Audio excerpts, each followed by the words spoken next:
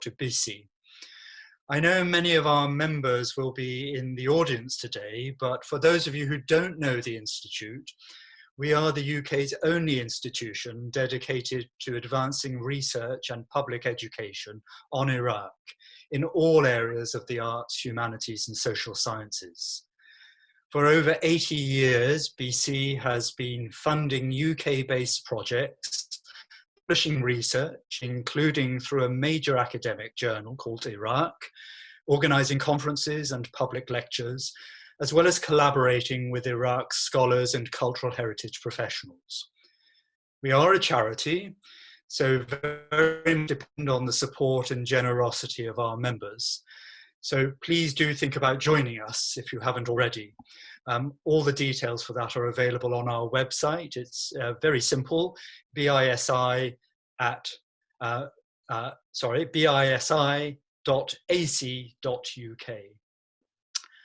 Okay, so now why we are here.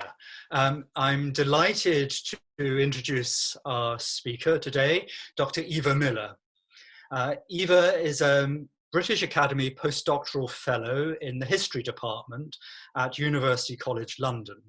She's also a trustee of BISI.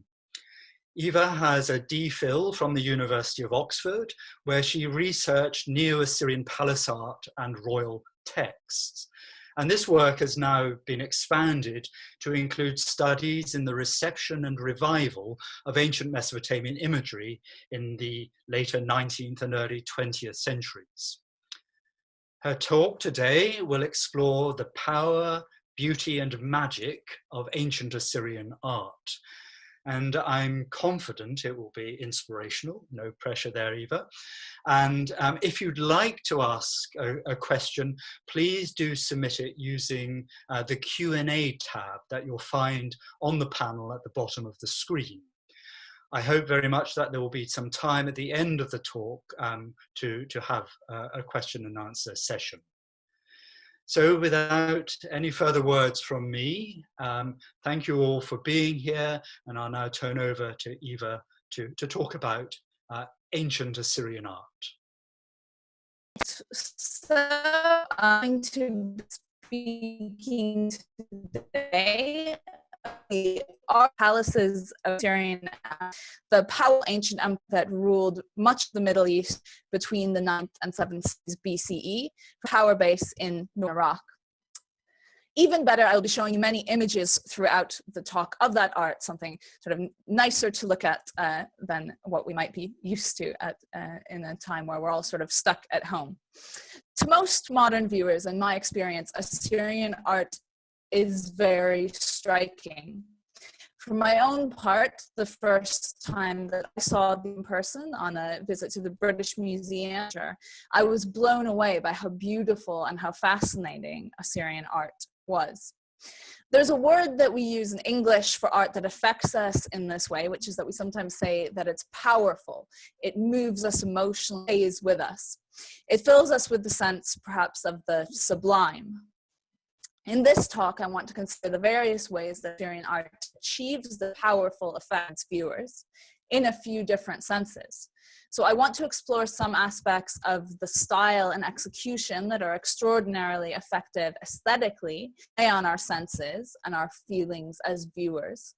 Explorations will lead us to a related matter, which is how, in their original ancient context, these works of art were powerful in an even more literal sense, works that evoked the power of the supernatural world, the magical and protective functions for the palaces they adored.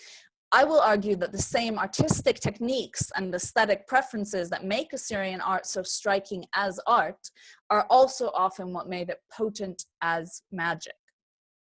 The art we are looking at is elite art. It sat truly at the heart of empire, Assyrian power. The Assyrian Empire is often described, I think justly, as the first true empire in the world. So from the 9th to the 7th centuries BCE, it expanded from its base in northern Iraq, from near around the modern city of Mosul, as you can see on the map here.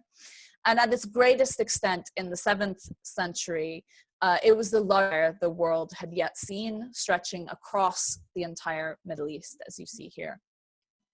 You might have seen Assyrian art in person, perhaps in situ at the sites of Nineveh, Nimrud, or Khorsabad in northern Iraq, again, very close to Mosul, perhaps around the world, or perhaps just in books or online, as we're doing today. The palaces that this art comes from were first excavated in the 1840s, and today, despite catastrophic destruction to Assyrian sites by Daesh in 2014 and 2015, there are still reliefs and other Assyrian artifacts that are yet to be uncovered at these sites. A number of those reliefs, of course, imaged, but there are some that are still intact and in situ, sort of in their original context. So despite the tragic effects of that destruction, these sites are still enduring records of the ancient Assyrian past. The art we will look at today are stone panels carved in shallow relief that lined the walls of this empire. So in a very real sense, they were part of the material that imperial power and royal identity was constructed of. Here you're seeing a reimagining of what these ancient palaces looked like. And as you can see in antiquity, they would have been brightly colored, though now we see them as monochrome images. Traces of paint remain on some of the reliefs, especially vivid here in reliefs in Nimrud in the 1980s there. Now, I've mentioned how this art affected me, a modern viewer seeing it museum for the first time, but in its origin as part of an Assyrian palace, viewers would have had a different relationship to it than I do now, seeing it in a museum, or than any of us do seeing it as a photo on a computer screen. Something ordinary members of the public were probably not going to get up close to these reliefs. There is some uncertainty about how these palaces worked precisely, but the people who would have most often and with most freedom been able to access the palaces and see these images were the elite of the elite, people at the center of imperial power. So the king who commissioned them, of course, the royal family and king officials who lived in or worked in or regularly had reasons to visit the palace. So this was art that was commissioned by the powerful elite of the Assyrian world for the powerful elite of the Assyrian world. But another, perhaps even more important category of viewer to consider, who's also very different than us, was of a different order altogether, and that is the divine or supernatural viewer. These images were also intended to be seen by gods, who would hopefully find favor with them and offer protection and support because of their enjoyment of these images. If these images pleased the gods would support the king who created them. Assyrian art also served a sort of more immediate beneficial function in keeping away evil forces.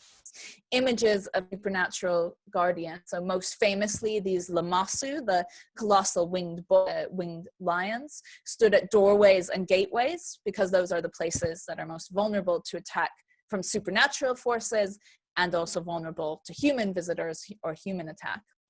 And in the Assyrian world, an attack by human invaders or ill-meaning subterfuge in the palace would have meant that the gods were probably displeased with you as well. So any bad thing that could happen sort of exists to some extent in the realm of the divine and can be deterred, therefore, by these sorts of magical means and by keeping the gods on your side. So supernatural protection is a key part of how you ensure as a king that you have a good reign, a safe palace, and a stable empire. As well as the art that adorned walls or gateways, we find that Assyrian palaces were protected through buried deposits of figurines of little supernatural guardians. So figures that serve a similar function to these guys, but on a much smaller scale. Here are just a few examples from Nineveh and Nimrud, figurines that were buried in these little brick boxes in the foundations of palaces. My favorite example, actually, of these little figurines involves figures of a mundane natural creature, unlike these guys here, who are supernatural figures. That little group of clay dogs. Each of the dogs in this group has a name written on their side in Akkadian cuneiform, the ancient Semitic language of the Assyrian Empire. So we have text and image working together to make these powerful figurines. So we have one who is called Expeller of Evil, Catcher of the Enemy, Don't Think, Bite, Biter of his Foe, and Loud is his bark. And they're, as you can see, extremely cute little dogs. This group of little dogs illustrates very well principles of magic that are also to some extent aesthetic principles that we'll see playing out with the reliefs we look at as well. First is the principle of repetition. These deposits of protectors usually feature multiple copies figure, not just one buried figure. Usually we have 7, a powerful magical number in the ancient Near East, but in this case there are 5 of them. I use the word copies to describe them because usually, though not always, these kinds of little magical talismans are produced from one mold, so they can be essentially mass manufactured. Second, however, is another complementary principle, which is a preference for variation within the repetition that we have. So these dogs might all be sort of copies of the same kind of dog, but they're not actually identical. Each one is painted a different color, and each one has a different name written on their side. So they've been differentiated as well. So although repetition is powerful in a magical sense, I think that Assyrian thought particularly assigns importance to repetition that does not produce exact mechanical copies of a thing. Instead, it favors very slight variations among the repeated. I would say that this is in part because of how it calls attention to the limitless resources, imagination, and creative power of the maker. And those principles might become more apparent when we look at the palace wall reliefs in more detail, which we're going to do now. Now, Assyrian art in a very distinctive style with very consistent motifs dates back to at least the 13th century BCE. But the first palace reliefs that we know of come from the reign of Ashur-natsir-pal II in the late 9th century, early 9th century, in his northwest palace at Nimrud. Reliefs from this palace are found all over the world, in museums all over the world, and some, as we saw in an earlier slide, are still in situ, although the site of this palace was heavily damaged by Daesh and 15. The image that you're seeing here is now outdated, sadly. This would not look like this anymore. This is an image, I think, from the 1980s again. The palace's artistic program was overwhelmingly occupied with depictions of supernatural figures, the winged protective spirits that you're seeing in these images here. In Akkadian, these are called apkalu. They're helpful primordial sages who watch over humankind. They're conventionally referred to in modern scholarship as genies. That's a sort of trend scholars have given to this, and that all them today, just since it might be a more familiar term.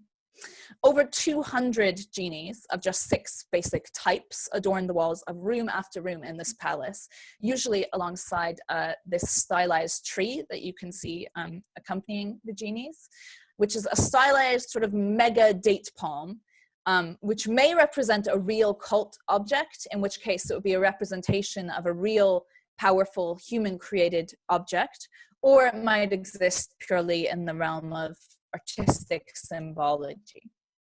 As you can see, it's definitely not a real tree. It's generally agreed that the little pine cones that genies are sometimes holding, so for example, here, are part of a process of fertilizing the tree, a ritual gesture in this context, but that's the sort of connotations that it brings to these images. So these images would have all the connotations that go along with fertility rituals, prosperity, abundance, blessing, success. So we can see that they're just sort of powerful official images. Around the tree, we always pair 2 genies of the same type. So we have repetitive artistic value and a magical value once again in these images. And then these images repeat over and over. So we have repetition. So at the macro scale, this diagram shows a room of the palace where the room is essentially wallpapered in repeating genies and sacred trees. This motif, just repeating over and over, kneeling bearded genies up top, standing bird heads below, over and over around the whole room.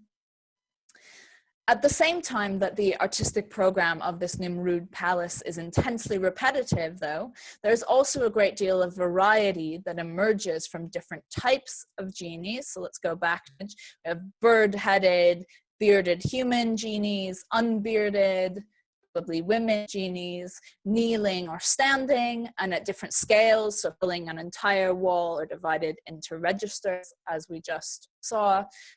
Other small differences in the kind of implements that they hold, in the decorations of robes, create a sense simultaneously of uniformity and of infinite variety.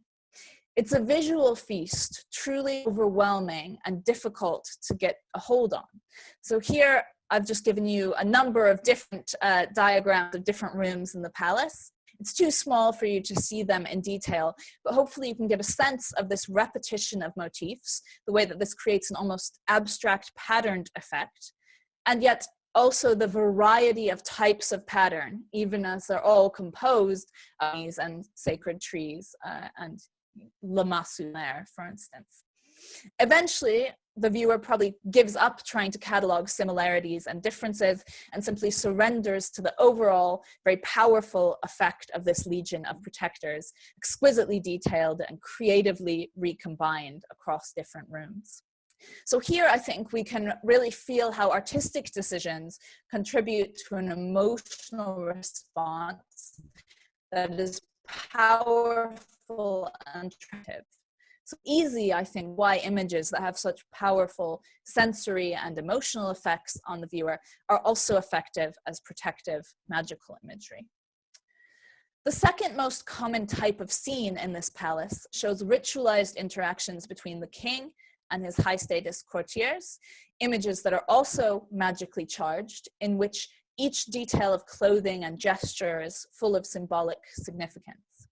These scenes of elite human ritual also feature supernatural creatures on the same scale as the humans, distinguished at first glance from the wings,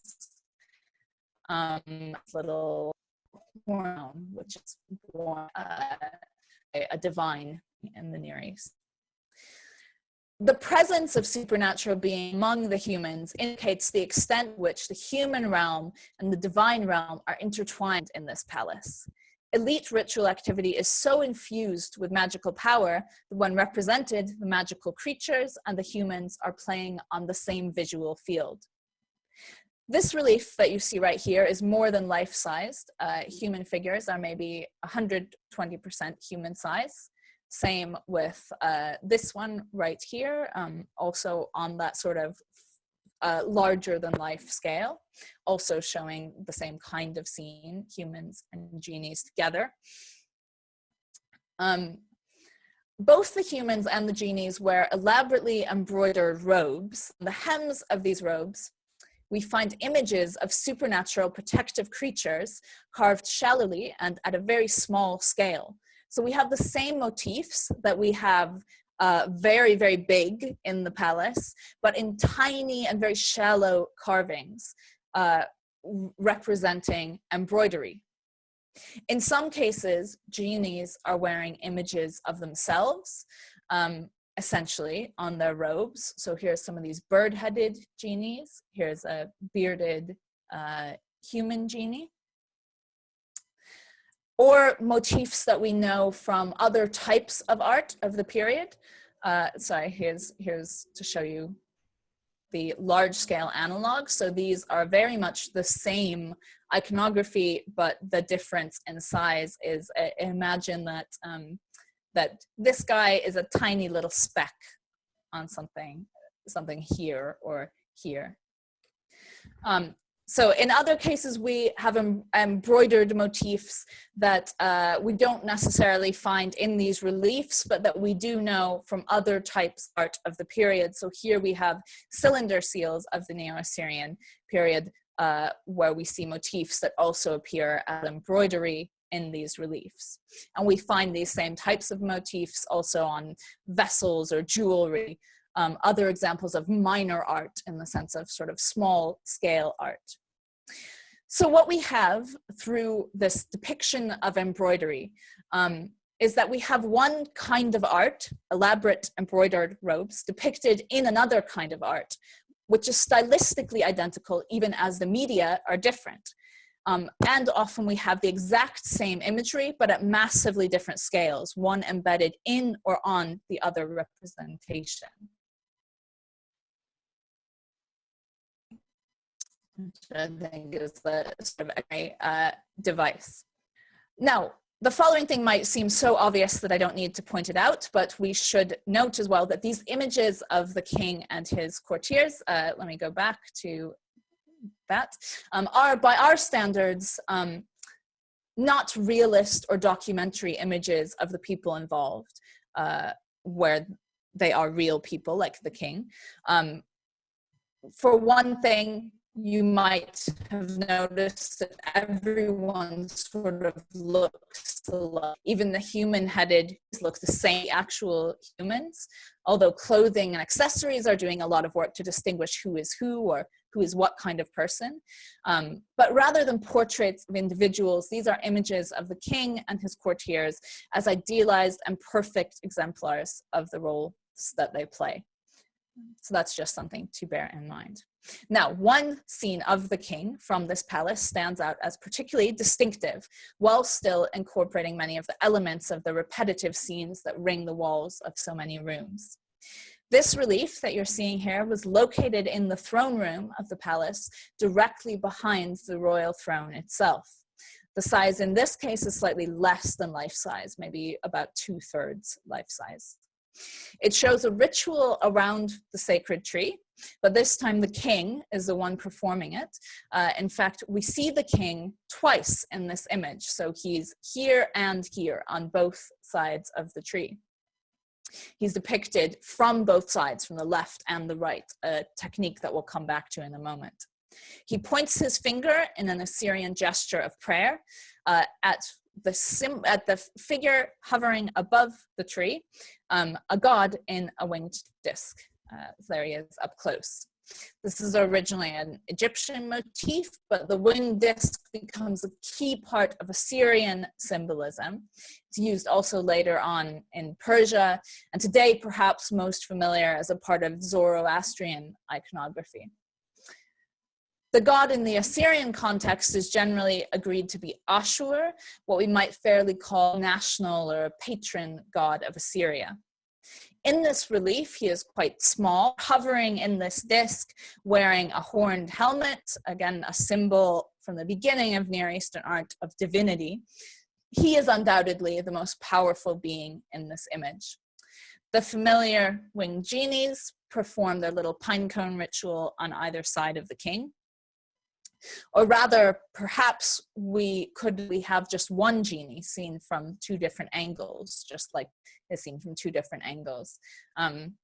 Which, as an aside, I think raises the ability that all these pairs of genies flanking the trees and shown you are not actually pairs, but might be one genie did twice, just like the king is here. Whatever the case, visual repetition and doubling is an important element here, clearly. Here are two kings, and remember, a third real king would have sat in his real throne in front of it. Other images of the king engaged in rituals, and in this throne room, scenes of him hunting and leading his army in battles would have meant that the royal image could be found throughout the throne room, and of course throughout the palace as a whole. The image of the king was always, in some sense, a double of the real king, sympathetically linked to what it represented. And just the way that those little guard dog figurines we were looking at a moment ago are magically evoke the power and presence of real fierce guard dogs. These images of the king ensure that his presence and his royal gaze is always everywhere in the palace. Let's go back several centuries to another image of an Assyrian king. This is the pedestal of Tukulti-Ninurta I. In this image, we also have one king depicted twice, approaching a pedestal, perhaps the very pedestal that the image is on, so a very meta image, on which a symbol of the god Nushku, god of dreams, is sitting. So he stands before and then he kneels. This has a cinematic effect. It shows us what action he performs, approaching in prayer and then kneeling. And it also shows us taking place across time and sort of repeating over and over as we're looking at this. This image is both the beginning of a very Assyrian technique for narrative art, where we're seeing an action, a process through showing us a figure more than once at different points in time. And it's also, I think, a forerunner of this Ashurnasirpal image, one where the king is given to us twice. This technique, I would argue, enhances the power of these images in a few ways.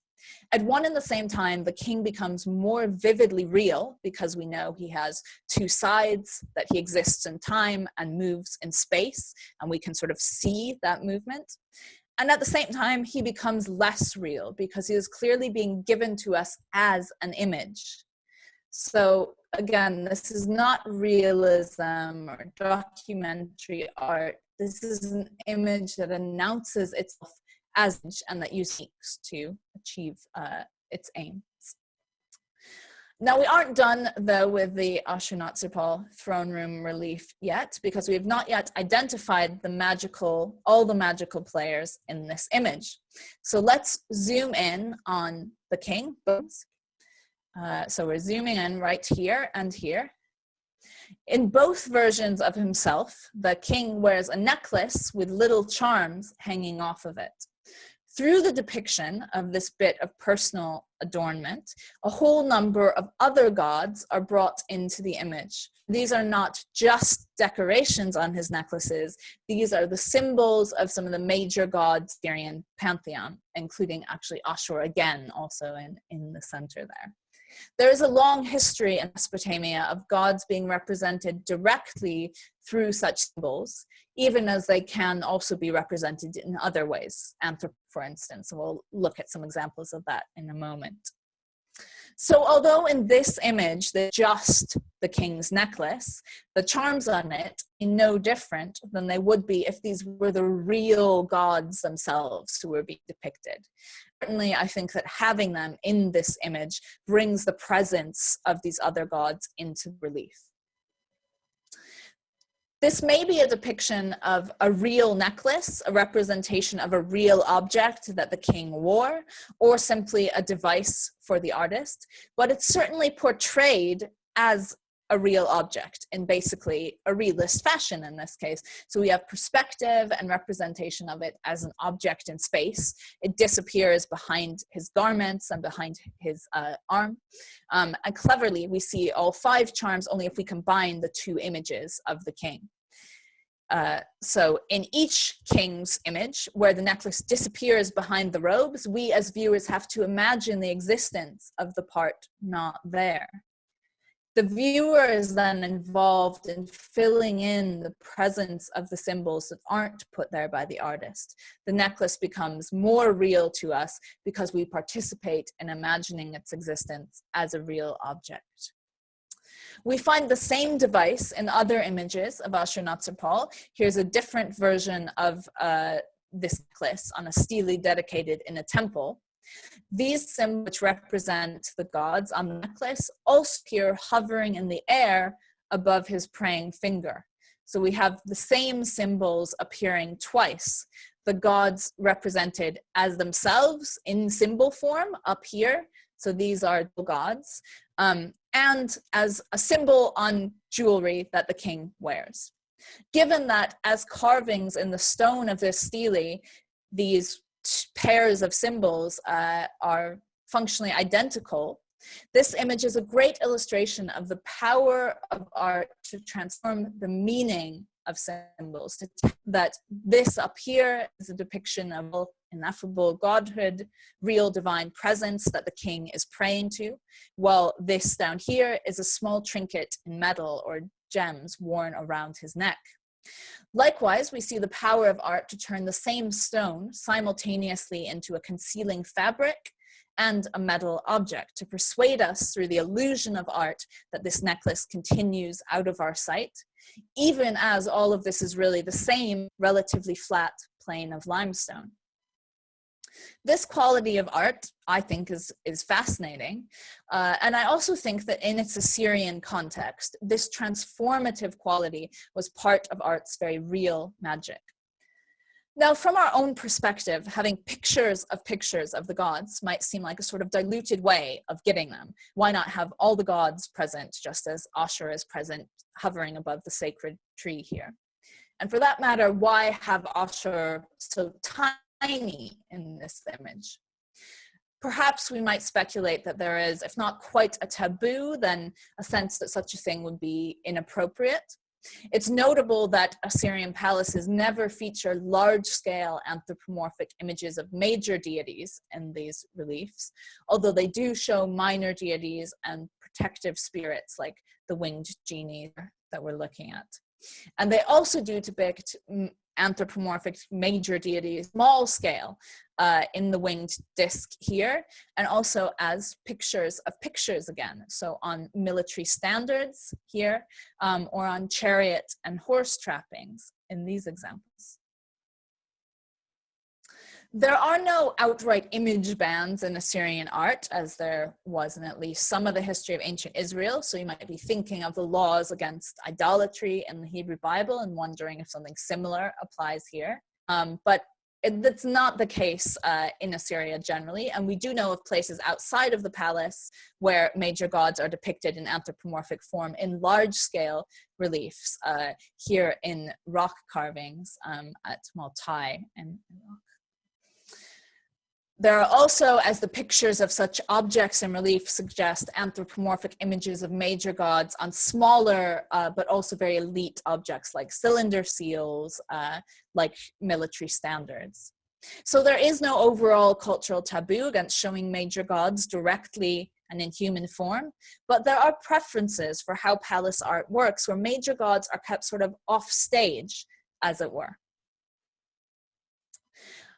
I would argue that rather than thinking of these kinds of images that you're seeing here as a workaround of some sort of taboo against letting us see these important gods directly, that this kind of device that we're looking at here, having pictures of pictures or pictures of abstract symbols, which are themselves embedded in jewelry or embroidery, that is a positive good achieved by the image, and one that can only be achieved by an image, by art.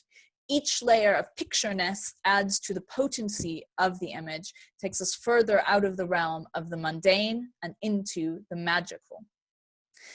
And I'm not just guessing that pictures were magical in ancient Assyria. We know from textual sources that in Assyria, as elsewhere in ancient Iraq, there were specific rituals that endowed certain images with power and essence. Most famously, cult objects kept in temples, so cult statues of gods, for instance, were ritually enlivened.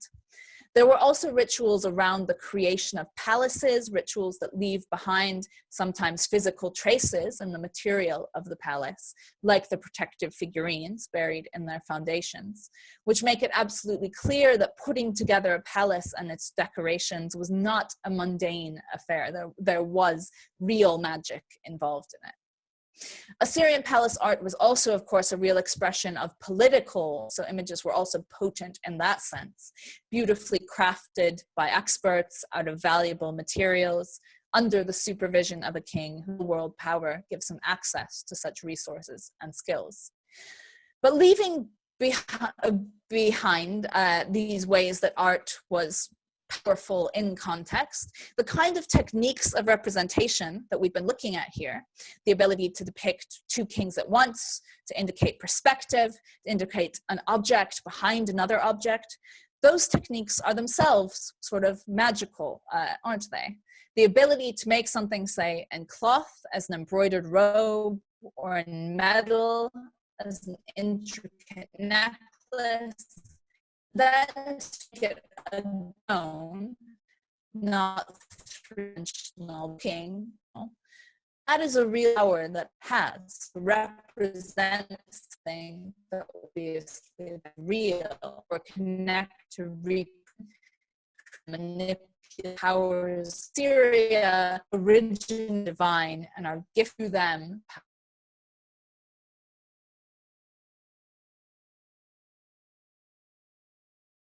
As Ashurnasirpal's was.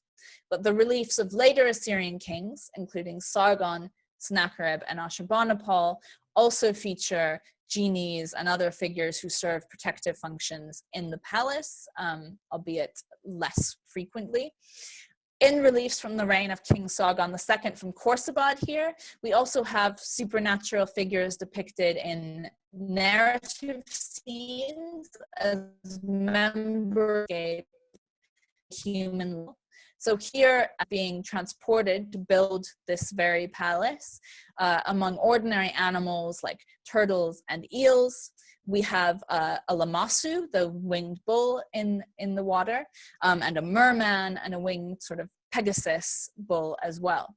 So here we're seeing the idea that the building of a palace and the getting of resources for it is an activity that involves the divine realm that's under their protection. And then there's a desire to document this within the palace itself through art showing the palace's construction. So again, this is a very meta image. My favorite later Assyrian, the reign of Ashurbanipal, the last group whose mid-7th century palaces in Nineveh produce what are, in my opinion, the most beautiful, varied, and fascinating examples of Assyrian art. If you were lucky enough to be in London last year, you might have seen some of these in person at the British Museum's excellent Ashurbanipal exhibition. In that exhibition, you had the chance to recreate the experience of walking through a doorway of an Assyrian palace when they hung the two reliefs that you're seeing here on either side of each other, as they would have been found in their original context in Ashurbanipal's North Palace at Nineveh. Like the lamassu, winged bulls, when those are on either side of a doorway, these are protectors who are standing at the doorway, ensuring that anything evil is kept out. And as you can see, they're poised for defensive action. Ashurbanipal's palace is decorated mostly with narrative reliefs, scenes predominantly of warfare or royal hunts, scenes taking place at the human register and not in the supernatural register. Paul's many genies and truths. Criminal thresholds are still evidence. So what we have here is first a so-called house god, identifiable by this perhaps by now familiar horned helmet, an ugalu, the great weather beast, a hybrid creature with elements of birds, donkey, lion, and human. And finally, a lachmu, the hairy one, who can be identified as such by his beautiful curls. As with Ashurnasirpal, depicted twice around the sacred tree, these two reliefs are showing us the same three guardians from two different sides. So moving through the door, you walk between two iterations of the same group. In the process, we're seeing them simultaneously from the front and the back and from the left and the right. So note the pectoral versus muscles, the closure of the skirt visible on only one side of this asymmetrical skirt. Again, this repetition enhances the power of the image because it means that these creatures exist for us from all perspectives, in 3 dimensions almost. They really exist in space, are protecting us from all sides and angles. Overall, however, the magical element does to be hugely scaled down in the art of late Assyrian kings. as I've said already. So under Ashurnasirpal II in the 9th century, narrative scenes of battles and hunts were vastly outnumbered by the genies and the sacred trees. But in later kings' palaces like Sennacherib and Ashurbanipal's at Nineveh, the order is flipped and almost all reliefs are of battles, hunts, or building activity. You might say that the magical element then has largely disappeared, except from a few doorways, this one. But as we've seen already, magic was so much a part of the very nature of Assyrian art craft, in the very techniques it used to represent the world, that I don't think this art becomes any less supernaturally powerful when it leaves out supernatural beings directly. If anything, it only finds more sophisticated ways of incorporating the magical into the palace. I've been showing you through this talk examples of powerful imagery incorporated into reliefs as pictures of pictures, necklaces, embroidery, horse trappings, that sort of thing. There's one last example of this kind of magical embroidering that I want to show you that happens in multiple places across a couple different relief sequences of the king Ashurbanipal to pick him hunt perhaps some of the most famous reliefs of Ashurbanipal's reign of any Assyrian king, these lion hunting reliefs. So let's start with this one, in which we see Ashurbanipal a number of times at different points across multiple registers. So here is the same relief in last year's exhibition at the British Museum with a human in front of it to give you a sense of scale. So as you can see, Ashurbanipal himself is being carved on quite a small scale. If you look at, here is Ashurbanipal here, and here's a human standing quite close and looking at him. Carved on a very small scale, but carved very, very fine. Looking at a close-up photograph, you'd never guess that this was a scale of only a few inches. Smaller yet, carved in a space the size of maybe a fingernail at most, probably smaller. We can zoom in here and find that here on the chest of his robes, this king, Ashurbanipal, wears on his robes the same image that more than 200 years earlier, the king Ashurnasirpal II had at a much larger scale behind his throne, the scene of the sacred tree, the winged disc of the god Ashur, and the king praying around it. This motif no longer appears as a relief in itself during Ashurbanipal's reign, where narrative reliefs have almost totally taken over the program. But it does appear here as a picture within a picture. We also find this motif on the robes, embroidered on the king's robes in other reliefs of him at the hunt. These ones are carved on a larger scale, but still with the detail on his clothing very small and to overlook if you don't know that it's there. And here you can really see that this is the same image, the king's crown, his robes, the winged disc, the tree. I would argue that these tiny versions of the king and sacred tree scene appearing in the fabric of the king Ashurbanipal's robes achieves everything the full-size, more detailed version does, tiny as they are.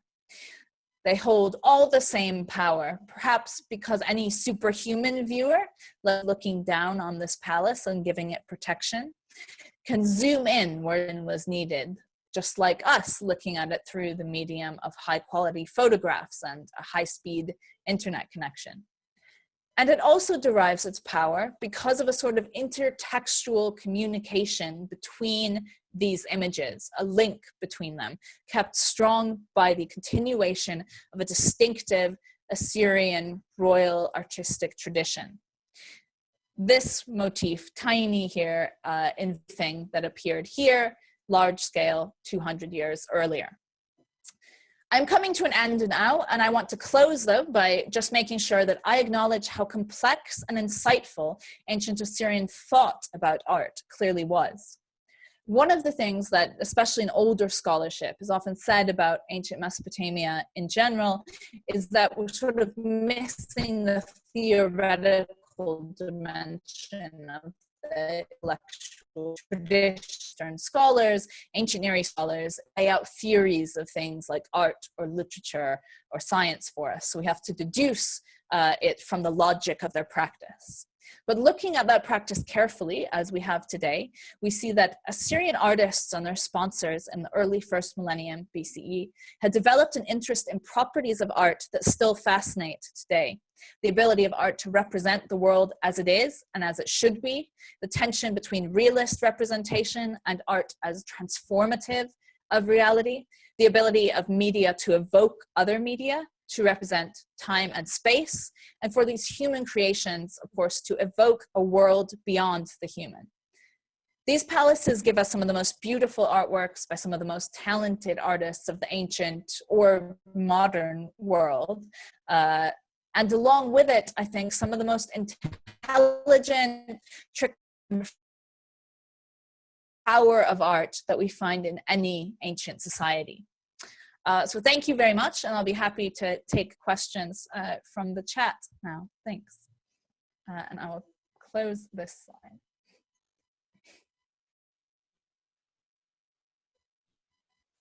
There, but we're all getting used to this this new way of doing things. But now I've got my voice back.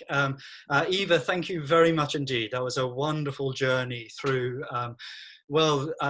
some of the complexities of Assyrian art, but really revealed the beauty and power for sure.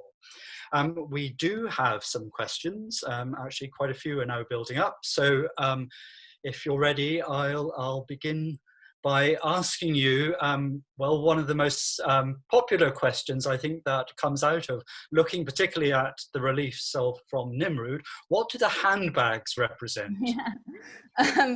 Great, so I will actually turn back on my screen share so that we can see some of these handbags. Just give me 1 second.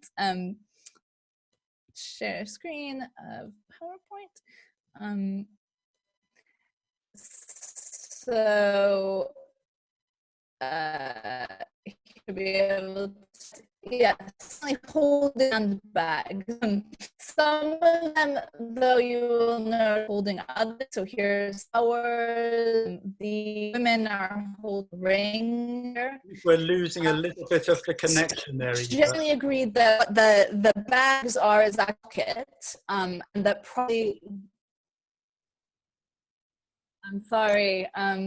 I think the connection is stabilizing now. The handbags are probably a bit, actually, and probably they're connected to the pine cones, that you could dip the pine cones in these little buckets of water or incense or something, and then that will be sort of sprinkled onto the tree, perhaps. So you'll notice that usually the handbag and the pine cone go together. So these genies who don't have the handbag also don't have a little pine cone.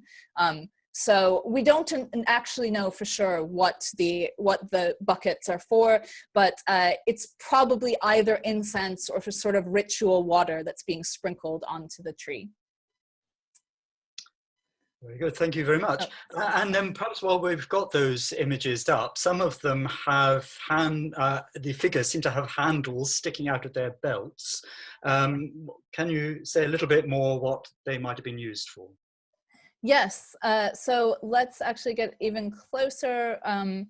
We'll notice those little handles on both the king and the genie. So I think someone had asked about the fact that both the humans and the genies have them. I think that that's a very interesting thing to know. What these actually are, when we zoom right in, is that these are the handles of little daggers. And in some cases, maybe other types of staff or mace.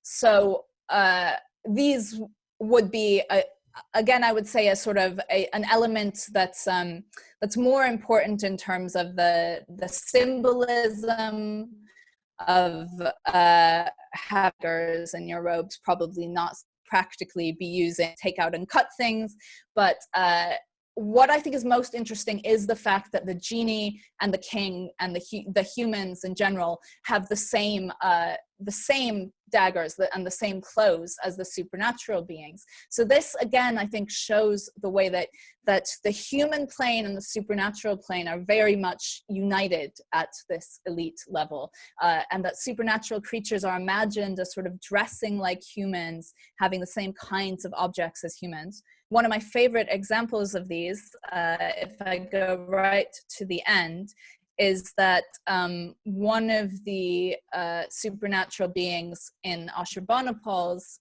palace has a dagger here that is carved with the image of a dragon called the Mashushu, who's the dragon sacred to Marduk. So creatures who are themselves supernatural still wear images of supernatural beings on them. So you have humans wearing supernatural creatures, and you have supernatural creatures wearing supernatural creatures. So I think, again, that suggests the way that that having pictures of pictures is a positive thing, that even already powerful sort of endow themselves power. Great, thank you again. Apologies for the internet connection. I hope everyone's managing to hear everything that's being said. A really interesting question here. Is it possible that large-scale image of a god in the palace might be considered dangerous? So scale, an important aspect. That's an excellent question, and an excellent point as well, that I think anytime you make an image of a god, you are doing something that's a little bit dangerous, because you run the risk happens that image isn't treated appropriately, that the god could be angry. So I think it's definitely possible that that is almost too much power to put into the palace, and that having those large-scale reliefs of the gods on rock faces is maybe less dangerous, because that's so far removed from day-to-day life that the chances those are going to become defiled, or that power is going to sort of get into the wrong hands, there's much less chance that would happen. And actually, sort of a follow-up question to that, really, around scale, is around the depiction of the king, who has, you mentioned the doubling technique as a way of making him powerful, but he's pretty much the same size as the other figures around him. So how would you explain that? Yeah, this is a really interesting aspect of Assyrian art that I think surprises a lot of people. Palace art and Assyrian ideology is extremely sort of devoted to the king. The king is a very important figure in it. He's not a modest guy in any reign, but the king is basically always the same size as everyone else around him. Sometimes he's a little bit taller, usually just because his hat is a bit taller. So this is completely different from what you see in Egypt, where you have constant use of what is called social perspective to show who's the most important. And Assyrian art does not do that in reliefs. There are a few examples of that technique being used, possibly influenced by Egyptian art once Assyria conquered Egypt. But generally, they're not interested in making the king bigger than anyone else around him. And I think we could say that maybe that's because there are so many other ways of having the king stand out that he doesn't need that way to stand out. Great. Another very interesting question. What role might the absent colours on the reliefs have played in evoking power and magic? Yeah, so that is something that we would love to know more about. One of the questions that we have still is exactly how much of each relief was painted. I think it's most likely that all reliefs were painted fully, but it's possible that that only certain elements were, so that those elements stood out more than others. Certainly, if you look at either recreations of painted reliefs or the places where paint does survive, you can see that single different eyes are painted with the iris's blood and the whites of the eyes painted white, that those eyes stand out, they pop. And so having supernatural creatures with these vivid staring eyes would, I think, have created a much different effect. We also know that throughout the ancient Near East, the power of eyes was a constant in sort of art of power, that images you find in temples often have these sparkling or staring eyes. So that, I think, would have given a lot more power to these images in a magical sense, and again, one that would have been visible artistically as well. We've got lots of questions coming in, so I'm not sure we're going to have time to answer them all, unfortunately. But I'll pick a few which I hope will be representative. Again, a very interesting question here about why the change between Ashurnasirpal and ritual and magical scenes to, say, Ashurbanipal, when it's much more historical narrative. What's gone on to create that change? Yeah, so that is also a great question. One thing that I should say is that we often talk about the sort of the process of Assyrian art changing over time, but in fact we don't have all Assyrian palace reliefs. There are gaps.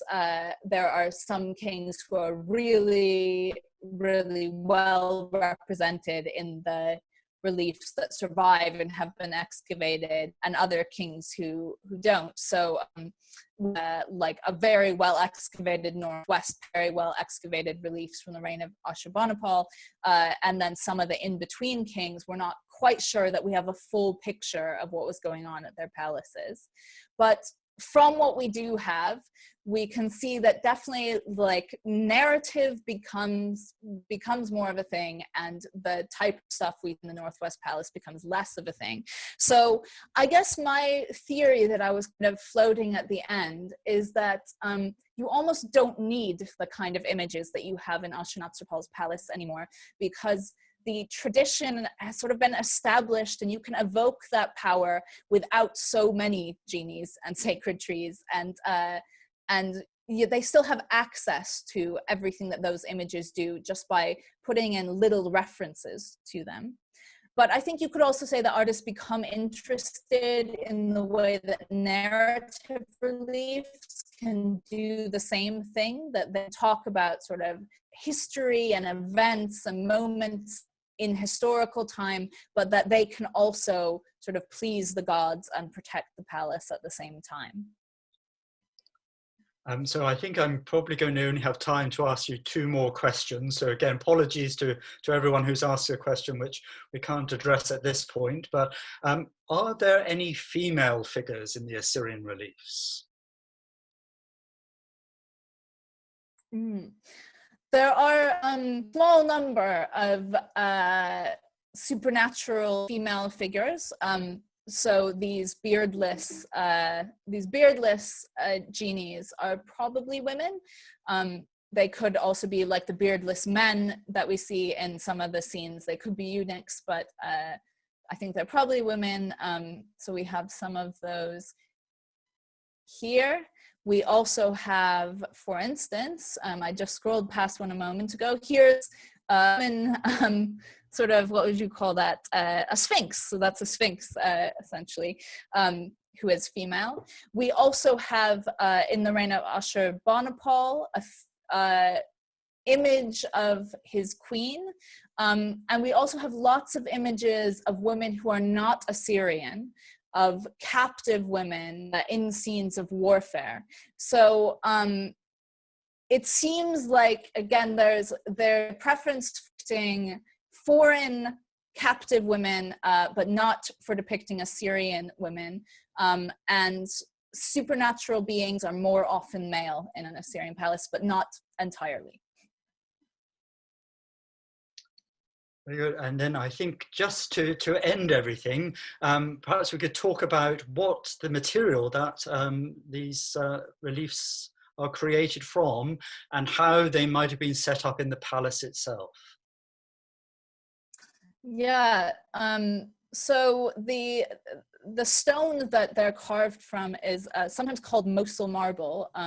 It was quite a soft limestone that was found in the wider region. So I'm going to go back to this one where you see a bunch of different reliefs. And one thing that you can see here that's very interesting is how much variation in color and also in the sort of quality of the stone.